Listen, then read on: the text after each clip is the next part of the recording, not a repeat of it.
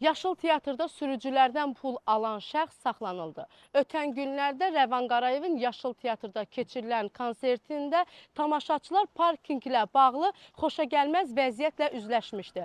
BTV xəbər verir ki, vətəndaşların iddiasına görə özünü teatrın mühafizə parkinqin xidməti əməkdaşı kimi təqdim edən şəxs vətəndaşlardan 5-10 manat alaraq onlara avtomobillərini saxladıkları yerdə cərimə olunmayacaqlarını vəd edib.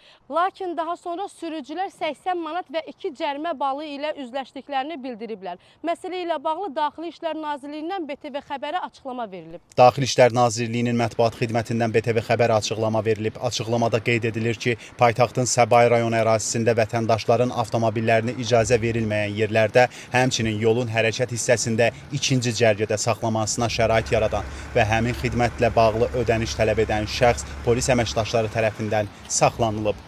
Araşdırmalarla onun Göyçay rayon sakini Mirsahib Abdullayev olduğu müəyyən edilib, onun barəsində qanunla nəzərdə tutulan qaydada tədbir görülüb. Rəvanə Ələsgərova, Ağa Ağayev, BTV xəbər.